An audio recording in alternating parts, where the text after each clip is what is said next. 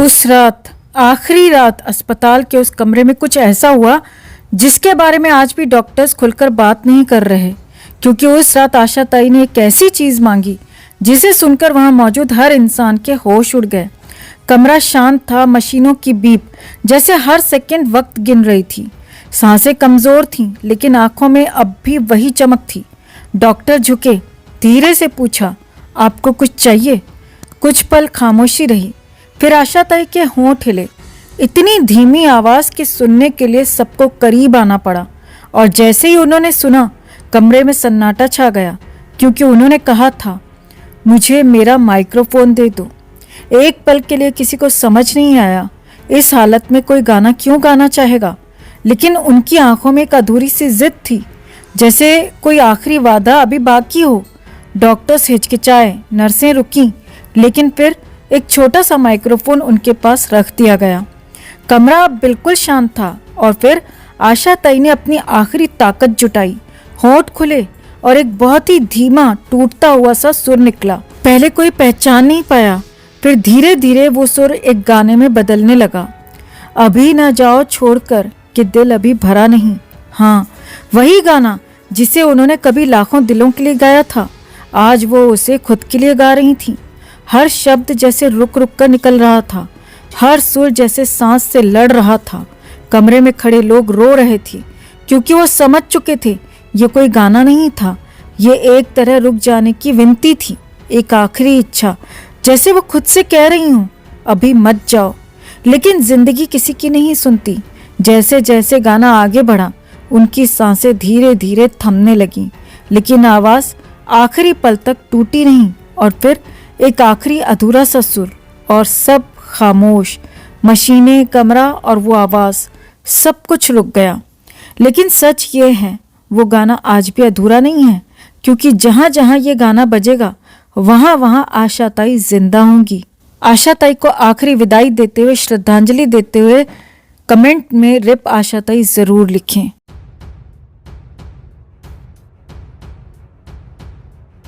आज सुबह खबर आई, लेकिन उस खबर से ज्यादा एक सवाल हर तरफ गूंज रहा था। आखिर जाते जाते उनकी आखिरी इच्छा क्या थी? लोग बस इतना कह रहे हैं, आशा ताई अब नहीं रही, आशा भोसले। पर सच मानो, दिल इस बात को मानने के लिए तैयार ही नहीं है, क्योंकि कुछ आवाजें खामोश नहीं होती, बस महसूस होना बंद हो जाती हैं। उनके आखिरी दिनों में सब कुछ धीरे धीरे थम रहा था। सांसें भारी हो चुकी थी, शरीर थक चुका था, लेकिन एक चीज थी जो अब भी जिंदा थी, उनकी आवाज। डॉक्टर्स कहते रहे, अब आपको आराम करना चाहिए, लेकिन आशा ताई हर बार मुस्कुराकर एक ही बात कहती थी, आराम बाद में, पहले एक सुर और।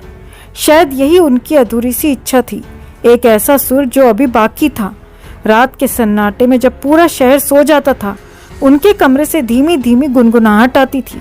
कोई माइक नहीं, कोई स्टेज नहीं, बस एक कलाकार जो अपनी हर सांस के साथ अपनी आखिरी इच्छा को पूरा करने की कोशिश कर रही थी। और फिर वो दिन आ गया। लेकिन सबसे बड़ा सवाल उनके जाने में नहीं था, बल्कि उनकी आखिरी इच्छा में था। कहते हैं उनके आखिरी 10 मिनट बहुत अलग थे, न कोई घबराहट, न कोई दर्द का शोर, बस एक बहुत हल्की सी धुन, जैसे कोई खुद को ही धीरे धीरे विदा दे रहा हो। वहां मौजूद लोगों ने कुछ ऐसा महसूस किया जिसे वो आज तक शब्दों में नहीं बता पा रहे।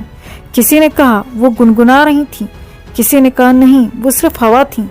लेकिन शायद सच इन दोनों के बीच कहीं था, क्योंकि आशा ताई सिर्फ एक इंसान नहीं थी, वो एक एहसास थी, और एहसास आखिरी सांस के बाद भी जिंदा रहते हैं। शायद यही उनकी सच्ची आखिरी इच्छा थी कि जब वो जाएं तो खामोशी में नहीं, सुरों में जाएं। कोई रोना धोना नहीं, कोई शोर नहीं, बस एक अधूरा सा गीत जो कभी खत्म ना हो। आज लोग रो रहे हैं क्योंकि उन्हें लगता है आशा ताई चली गई, लेकिन सच तो ये है, उन्होंने अपनी आखिरी इच्छा पूरी कर ली। वो गई नहीं, वो बस एक गीत बन गई, जो हर दिल में, हर याद में, हर अकेलेपन में धीरे धीरे बचता रहेगा। क्योंकि कुछ लोग मरते नहीं, वो अपनी आखिरी इच्छा में ही हमेशा के लिए जी जाते हैं। और आशा ताई आज भी हर उस सुर में है, जहाँ दिल थोड़ा सा टूटता है और आंखें चुपचाप भर जाती हैं। आज अगर आपकी आंखों में भी थोड़ा सा पानी है, अगर दिल में कहीं हल्का सा दर्द उठा है, तो एक काम जरूर करना, आशा ताई के लिए कमेंट में एक शब्द जरूर लिखना, लेजेंड या आशाताई फॉरएवर। क्या हो अगर आप रात के 2 बजे सो रहे हों और अचानक खाली घर में किसी के चलने की आहट आए?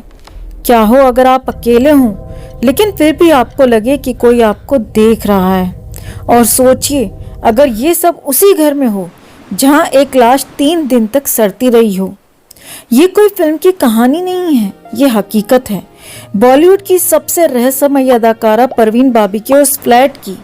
मुंबई जुहू समंदर के किनारे एक लग्जरी आलीशान फ्लैट जहां से बाहर का नज़ारा किसी सपने जैसा है, लेकिन अंदर डर अपनी सांसें लेता है। 20 जनवरी 2005 परवीन बाबी की मौत, लेकिन असली खौफ उनकी मौत के बाद शुरू हुआ।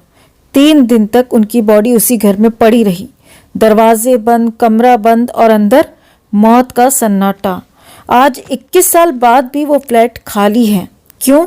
क्योंकि जो भी वहां रहने की कोशिश करता है वो ज्यादा दिन तक टिक नहीं पाता। 2014 में एक शख्स आया, सब कुछ नॉर्मल था, पहली रात, दूसरी रात, लेकिन तीसरी रात उसे लगा जैसे किचन में कोई बर्तन खिसका रहा हो। वो उठा, देखा, कुछ भी नहीं। उसने खुद को समझाया शायद मेरा वहम है, लेकिन फिर रात के करीब 3 बजे उसे महसूस हुआ जैसे कोई उसके बेड के पास खड़ा है।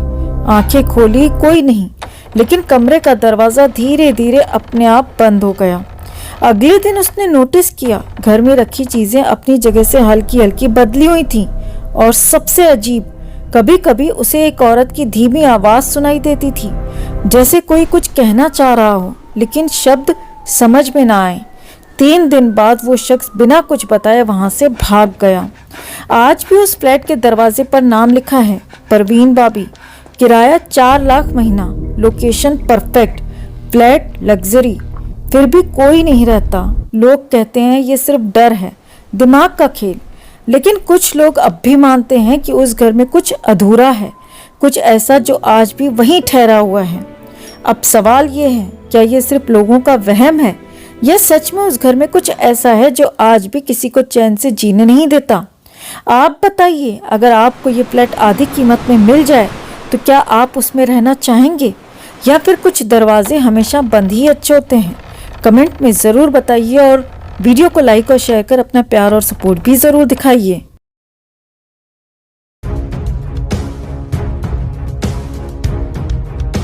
तो सुशांत के जाने के बाद क्यों वहां पर आज तक नहीं टिक पाया कोई भी किराएदार?